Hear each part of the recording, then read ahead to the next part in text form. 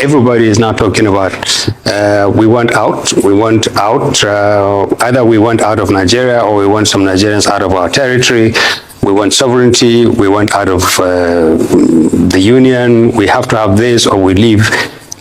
We've never had this kind of clamor before. For as far as the North is concerned, we watch this, we worry, because we've been this road before. We know how dangerous it is. The North is not the custodian of Nigerian unity. We have played our role to keep this country together. We'll continue to play our role to keep this country together to the degree that it serves everybody's interest. We see a situation where people single out the North as the only target and the only obstacle to their desire to continue to be outside Nigeria or to be in Nigeria, and we reject that role. We have issues with Nigeria. We have very many problems with Nigeria. We would like to sit with other Nigerians to discuss them if they're willing to. But what you see is as we said in the statement, is the capitulation of responsible opinion.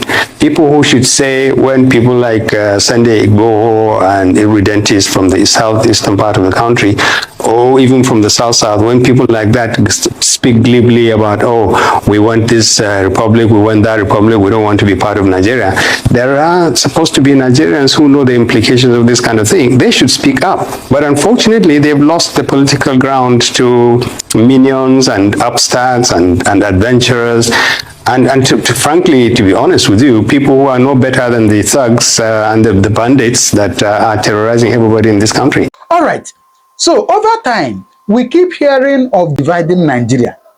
Yes. And also, over time, a lot of people think that the Northerners are the people who are afraid of, Nigeria dividing. Now, in this video, I'm going to allow you to hear what this Northerner said. Of course, he's a Northern elder. So you hear what he said about people that are assuming that the Northerners are the one who fear most or who are afraid of Nigeria dividing.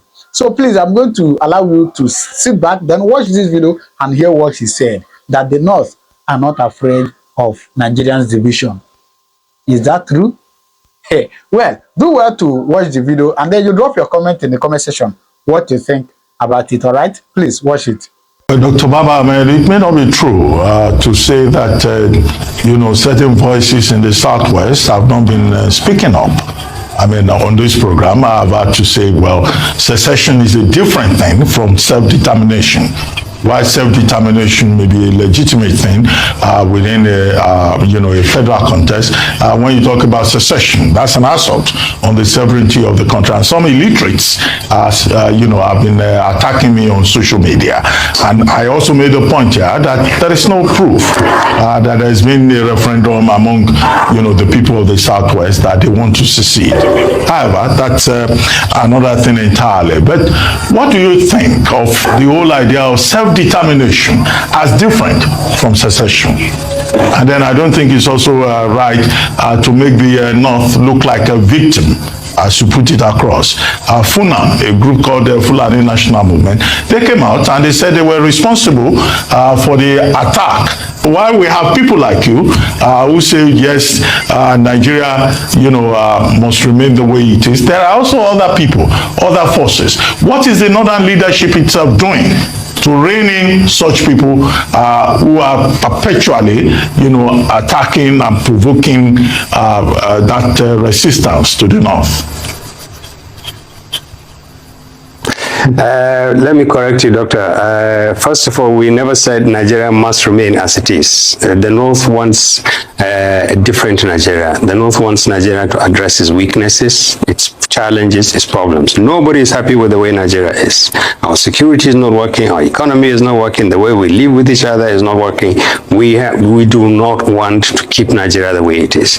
It doesn't serve the North. In fact, we are greater victims of what Nigeria is today than any other part of the country. They may not believe this, but we are Northerners, we know the situation.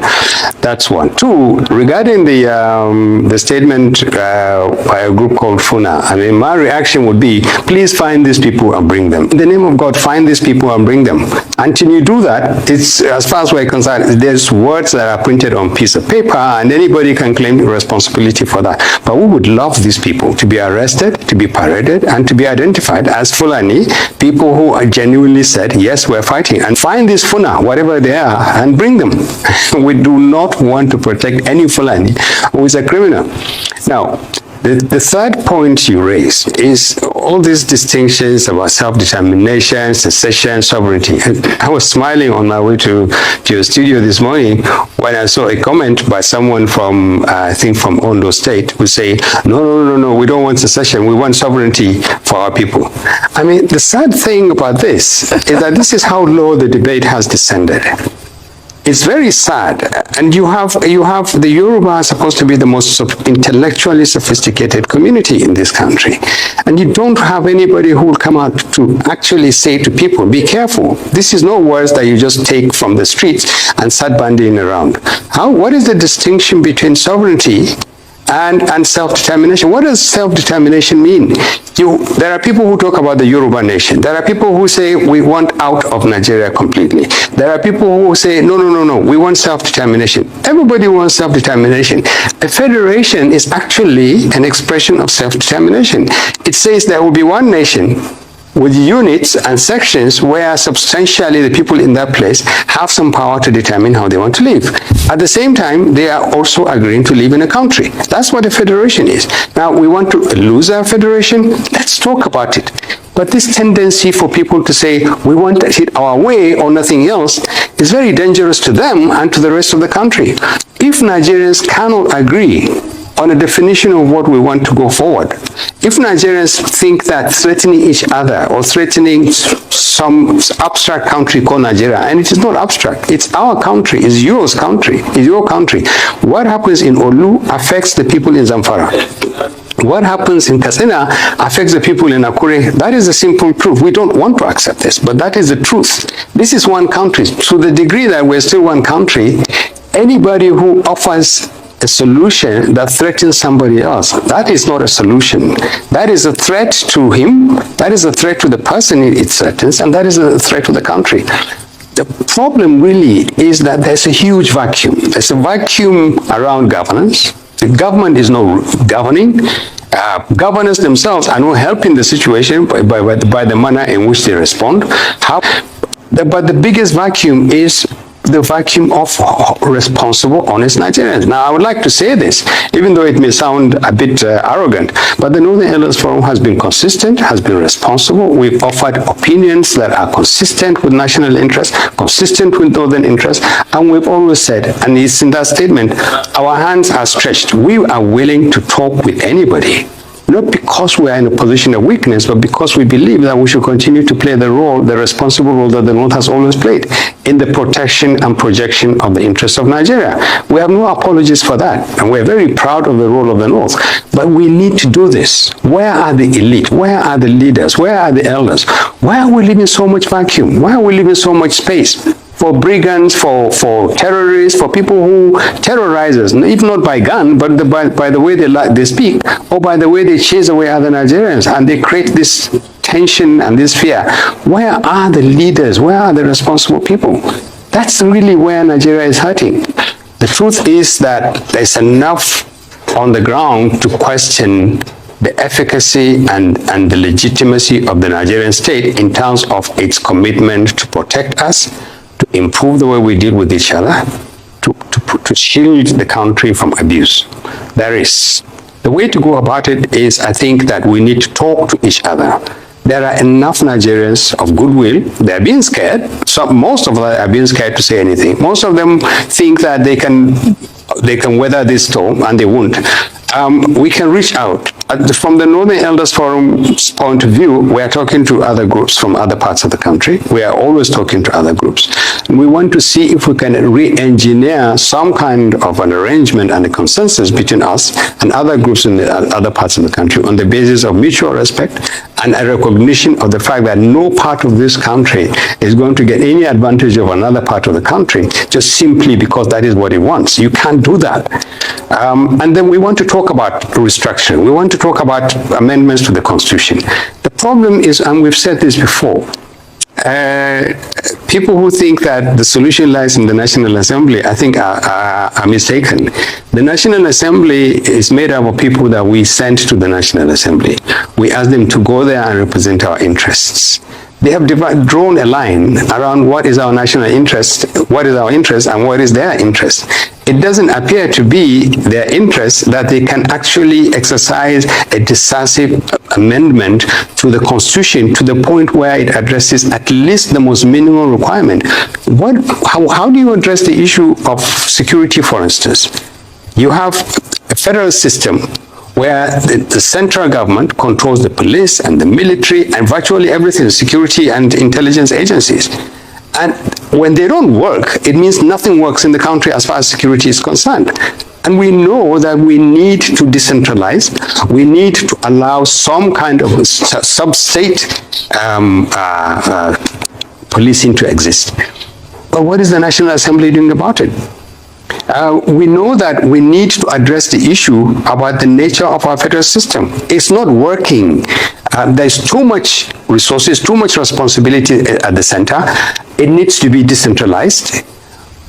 Would the National Assembly do this? The way the National Assembly is going now, they will eventually bring out the result of their current constitutional amendment, but we don't attach too much, we don't think that Nigerians should raise their hopes too high, that the National Assembly initiative is likely to produce anything tangible. And this is what is worrying a lot of Nigerians. They know on the basis of tradition, the National Assembly is not exactly an activist in terms of addressing fundamental issues about the federal system. We want to go beyond this.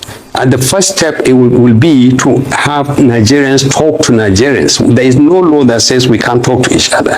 There's no law that says we can't create a forum that allows us to look at the nature of the Nigerian federal system and then make inputs where it's necessary. Say to our leaders, there's an alternative to the way you're going. This is our country. We can decide through you. We agree that there's a constitution, we agree that there's a federal system, but there are 5 or 6 things that you have to do. You have to do. And these are them.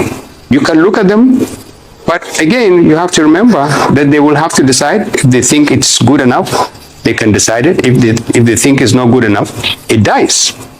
You said Nigerians need to talk. You said we should not rely on the National Assembly to do that talk. What exactly are you recommending? Another political conference by an administration that rejected the 2014 National Political Conference by the Goodluck Ebele Jonathan administration? If that is what you are recommending, okay, what should be the highlights? Because you said there are 5 or 6 points to talk about. And who is going to talk to who? Because in the course of this conversation, you've been putting down Southern leaders. You say Southern leaders have not been talking, the North is ready. Is this same Southern leaders that the North would like to talk to? Over to you. We would talk with anybody who wants to talk, and we've been talking to Southern leaders, actually, incidentally. They know themselves. There are socio-cultural groups that we've been engaging, and we will continue to talk with them, where the chances are good that maybe we would survive the new self-appointed leaders of the ethnic groups who are organizing 1 million man march to leave Nigeria, or the irredentists from the southeast who just don't want to talk, they want out. Let me clear this. We respect the Nigerian Constitution. We believe that the National Assembly, one way or the other, has to be instrumental to whatever we do, and we're willing to engage the National Assembly and channel whatever suggestions we have through them. What we believe needs to be done is that Nigerians themselves, not the government, Nigerians themselves should reach out for each other and sit down. And you'll be surprised, Doctor, there are quite a number of initiatives in that direction. In the next few weeks, I think Nigerians will see some very serious efforts being made from across the country to sit down. It's not entirely all gloom and doom. We haven't lost the battle yet. I think some responsible Nigerians are beginning to wake up and to find the courage to actually say, what can we do? And it will be done. Now, the difference between what we want to do now and between the reference you made to the 2014 conference will be that this will largely be a citizen-driven exercise. Eventually, we will have to engage the government, the National Assembly, the legislature, maybe the president himself, and say we believe that what we have documents that we believe are going to be useful. Some require immediate legislation and action, and some could be taken up in the long term.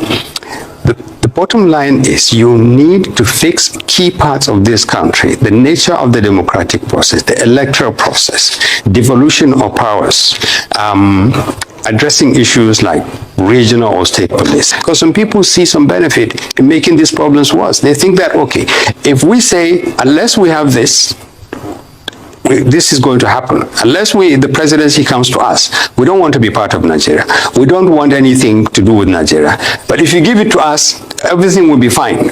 Otherwise, there will be this and there will be that, there will be restructuring, there will be secession, there will be self-determination, there will be sovereignty, whatever. Tell me the kind of president who will agree to restructure this country, whittle down the power of the presidency, whittle down the power of the National Assembly, which represent threats to this country, whittle down a lot of the issues that will reduce the problems that represent serious threats to the federation. Which president would accept that? If you come to power on the basis of this current constitution, I bet you no president, no legislature, no governor, not even a state assembly will agree to change this country. This is the reason why we need to fix some key parts of the way we work. A country virtually falling apart because some people think it's not worth living in Nigeria unless you get what you want in the political short term, and an election which is going to be impacted by the political environment in which it takes place. This is what we want to say. But to get back to the answer of the question I'm telling you, Northern Elders Forum is a very responsible group. It is top. Please go ahead, sir. Hello, Dr. Baba Ahmed, please go ahead. We have people we're talking with. They appear to be amenable to being to discussing with us. We believe that there's a lot of hostility around talking at all, and this is how sad this country has become, that elders and leaders cannot even talk, because people think just when you talk to each other now, you're submitting. But we will talk, and we will continue to talk. We will explore ways in which we can work, not as a concession to anybody else, but because we believe that unless Nigerians talk, everybody is in trouble. We must talk. We must reach out to each other. We must make concessions to each other. We want everybody to bring their version of what they want to see as Nigeria. We want to see what can be done now. We want to see what can be done later. And we'll play our role as Northerners. We have always played our role as Northerners and will continue to do so. As I said, we don't have any apology for speaking up for this country if it is so. But we also do not want to be made victims of standing up for this country because some people believe the North only belongs, the Nigeria only belongs to Northerners. We are poor, we are insecure, we are frightened, we are scared, but we are still on our feet, and we will talk with anybody. We will do whatever is necessary to protect ourselves as well as protect a country that we believe can be fixed and can be made to work. Well, you keep talking about the interest of the North, Dr. Baba Ahmed. There are some Nigerians who will say, well, you keep defending the North because the North has benefited more from the Nigerian arrangement. That's the thinking of some people in the South. Look, I'm not going to let you get away with that comment about the North has benefited from Nigeria. You know that. Look at the North now. We have never been in a war state. Never. economically, in terms of security, in terms of never. And so I laugh sometimes when I say, oh, you can say that because the North is enjoying, is benefiting. How do you really enjoy? We have villages where in the night women have to go and climb trees just to stay safe. And I'm not talking, this is not fiction, I'm talking to you about villages where in the night, nobody stays in their houses, they live in Katsina, in Zamfara, in many parts of the North. Women live, and women and children have to stay on trees, just to be safe. All right, so after seeing all this, what do you think? Well, drop your comment in the comment section, all right? I'm going to see you in my next video. Thank you, and may God continue to bless you.